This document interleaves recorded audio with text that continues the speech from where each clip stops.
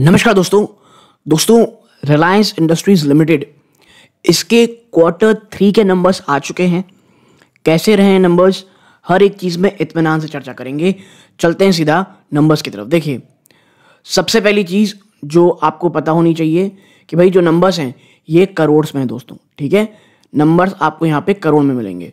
अब सबसे पहली जो बात है वो है value of sales and services revenue 2,48,160 crore rupees, ठीक है। आप एक साल पहले देखेंगे 2,40,532 करोड़ है, और अगर पिछले क्वार्टर से कंपेयर करेंगे तो 2,55,996 रुपीस आपको यहां पे दिखेगा। अब जीएसटी रिकवर्ड ऐड करेंगे 20,190 करोड़ की, जो एक साल पहले 20,367 करोड़ थी, और एक क्वार्टर पहले 21,040 करोड़ रुपीस थी।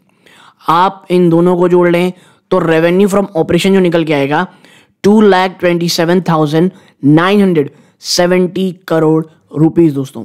अब ये क्वार्टर से चेक करेंगे तो ये काफी कम दिखेगा आपको, क्योंकि पिछले क्वार्टर पे 2,34,956 करोड़ है, ठीक है। और जब इसमें सेगमेंट वाइज भी चर्चा करेंगे अभी कि वो कौन सा सेगमेंट है जहां पर कमी देखने को मिली है, और एक साल पहले देखेंगे तो 2,20,165 करोड़। देखिए, ये बात जरूर है कि ये स्टैग्नेशन का हमको दिख रहा है, कोई ये ऐसा जंप नहीं है साल दर साल बेस पे कि आप जो बोल देंगे यार ये तो बहुत ही शानदार चीज है, ठीक है। अब आप देखें तो टोटल इनकम जिसमें अदर इनकम मिला के जो 3,869 करोड़ है, और एक साल पहले 3,146 करोड़ है, ठीक है, जो ऑलमोस्ट सेम है यहाँ पे क्वार्टर तो ये 2,31,839 करोड़ आती है, जो पिछले क्वार्टर में 2,38,797 करोड़ है, और एक साल पहले 2,23,311 करोड़ रुपीस है दोस्तों, ठीक है। तो ये आपकी ओवरऑल इनकम हो गई। अब देखते हैं क्या खर्चों ने स्थिति को संभाला है, या आप कह सकते हैं खर्चों ने स्थिति को और खराब किया है। तो देखिए, सबसे पहले और सबसे बड़ा खर्चा कॉस्ट ऑफ मटेरियल 98,949 करोड़, जो एक साल पहले 98,730 करोड़ थे। तो भैया यहाँ पे नेग्लिजिबल अमाउंट में बढ़ोतरी हुई है, ठीक है। और पिछले क्वार्टर में 1,01,619 करोड़ था, लेकिन भाई आपका धंधा बढ़ा है तो आपके खर्चे भी उसी प्रकार से बढ़े हैं, ठीक है। बात कर लेते हैं इन्वेंट्रीज की। 9,345 करोड़ की पॉजिटिव इन्वेंट्री आई है दोस्तों, जो एक साल पहले 748 करोड़ की पॉजिटिव इन्वेंट्री थी, और पिछले क्वार्टर में ये 304 करोड़ की नेगेटिव इन्वेंट्री थी। एक्साइज ड्यूटी 2,884 करोड़ है, जो एक साल पहले 3,428 करोड़ रुपीस थी, और एक पिछले क्वार्टर में 3,070 करोड़ रुपीस थी, ठीक है।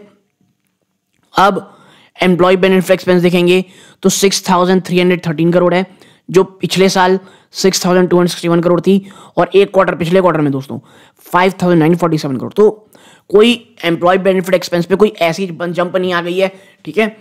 और फाइनेंस कॉस्ट जो साफ है कि बढ़ने के चांसेस सबसे ज्यादा, क्योंकि आपको पता है भैया जिस तरह से इंटरेस्ट रेट चल रहे हैं, फाइनेंस कॉस्ट एक बड़ा सरदर्द बना हुआ है।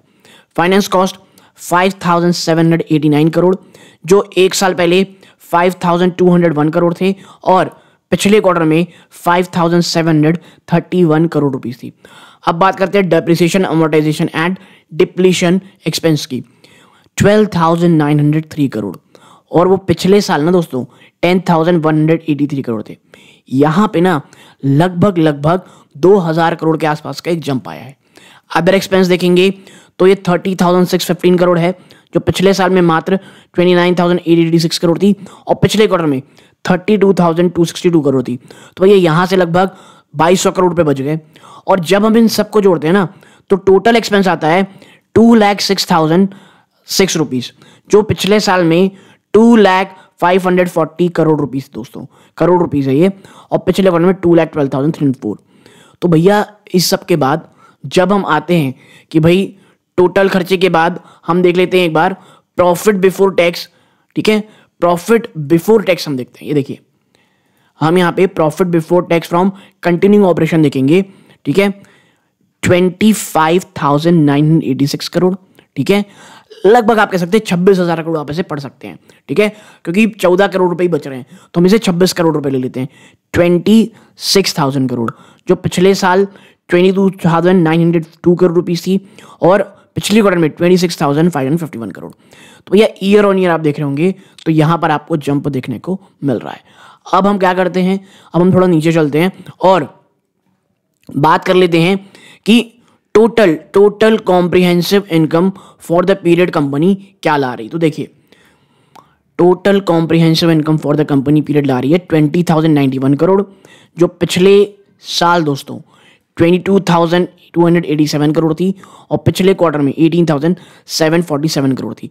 ये टोटल कॉम्प्रिहेंसिव इनकम में आपको जो इनकम और लॉस देख रहे हैं ना, यहाँ पे 1131 करोड़ रुपए का लॉस है, और वहीं इनकम में यहाँ पे 4,481 करोड़ है। और इस कारण तो ऑपरेशनल फ्रंट में देखेंगे तो स्थिति उतनी आप कह सकते हैं ईयर ऑन बेस पे अच्छी ही है दोस्तों, जंप है, ठीक है। अब जब हम नीचे चलते हैं और बात कर लेते हैं क्या, डाइल्यूटेड ईपीएस की, तो देखिए ईयर ऑन ईयर में 23.34 से बढ़ करके 25.52 हो गई है, ठीक है। और पिछले क्वार्टर में 25.71 थी, तो वहां से स्लाइट गिरावट है, बट ईयर ऑन ईयर यहां पे आपको जंप देखने को मिल रहा है दोस्तों, ठीक है। अब हम यहां चलते हैं नीचे, डेट टू इक्विटी रेशियो, ये यहां पे हल्की सी बढ़ोतरी हुई है, बट इट्स नॉट दैट, ठीक है चीजें।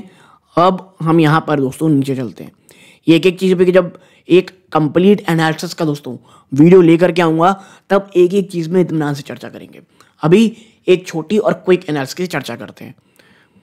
थोड़ा सा नीचे चलते हैं दोस्तों, और 1 सेकेंड, अब सेगमेंट वाइज चर्चा करते हैं कि भैया सेगमेंट वाइज कंपनी ने कैसा हाल किया है, क्या किया। तो देखिए, सबसे बड़ा देखिए, हम बात कर लें डिजिटल सर्विसेज की, जियो की, रिटेल की, लेकिन हमेशा की तरह आज भी जो ब्रेड एंड बटर है इनका, वो O2C है, ऑयल टू केमिकल है दोस्तों, ठीक है। और आप देखें इस बार जो आया है 1,41,096 करोड़ आया है, जो एक साल पहले 1,44,630 करोड़ था, और पिछले क्वार्टर में 1,47,988 करोड़। तो साफ है यहाँ पे ऑयल टू केमिकल ने ना, बिजनेस ने निवेशकों को निराश किया है। वहां की कमजोरी ने ओवरऑल जो बिजनेस है उसको बड़ा झटका दिया है। अब बात कर लेते हैं ऑयल एंड गैस की, तो भैया इसने ना साल दर साल में काफी अच्छा बिजनेस किया है। 4,474 करोड़ थी, वहां से जंप होकर के 6,719 करोड़ आ गई है, और क्वार्टर में भी जंप है। कंपनी का जो रिटेल बिजनेस है उसमें आप देखेंगे तो यहां पे आप पाएंगे 67,629 करोड़ था, वो जंप होकर के दोस्तों 83,040 करोड़ आ गया है। जी हाँ, और पिछले क्वार्टर में ये 77,163 करोड़ था। अब देखिए, रिटेल में यहाँ पे ना ईयर ऑन ईयर ही हमको देखना है। डिजिटल सर्विसेज में आप जाएंगे, ठीक है, डिजिटल सर्विस जाएंगे तो यहाँ पे 33,463 करोड़ रहा है, जो पिछले क्वार्टर में पिछले साल 30,344 करोड़ था। ऑलमोस्ट आप कह सकते हैं 10-12% के बीच का जंप आपको यहाँ देखने को मिल रहा है। बात करें अदर्स बिजनेस की, तो भैया यहां पे एक बहुत बड़ी गिरावट आई है। आप समझिए, अदर बिजनेस दोस्तों 19,371 करोड़ थी, वो घट करके लिटरली में मात्र 12,476 करोड़ है। तो मैं इसीलिए कहता हूं हमेशा सेगमेंट वाइज को देखें। तो कंपनी का O2C बिजनेस और अदर बिजनेस ने एक काफी बड़ा झटका अपने निवेशकों को दिया है, ठीक है।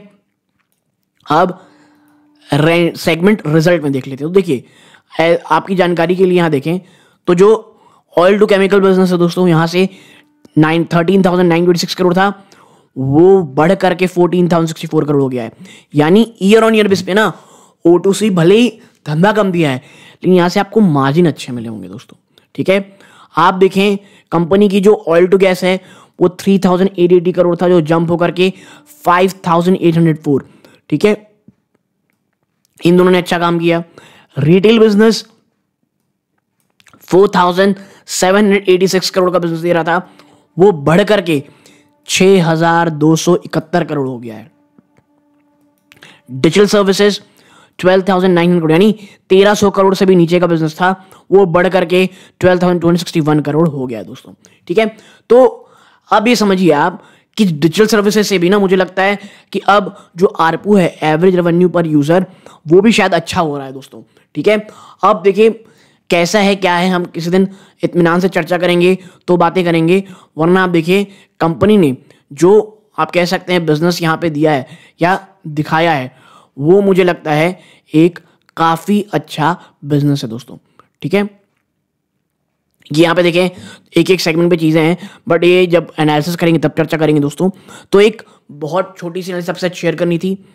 आपकी क्या राय है दोस्तों, ये बताइएगा। और मंडे को देखते हैं बाजार इस नंबर को किस प्रकार से रिएक्ट करता है दोस्तों। यहां तक जुड़े जुड़े प्लीज चैनल को सब्सक्राइब करें, वीडियो को लाइक करें। आप ऐसा करते हैं चैनल की ग्रोथ होती है, बहुत बहुत मोटिवेशन मिलता है दोस्तों। तो यहां तक जुड़े बहुत बहुत धन्यवाद। ये सूर्यकांत है, जय हिंद।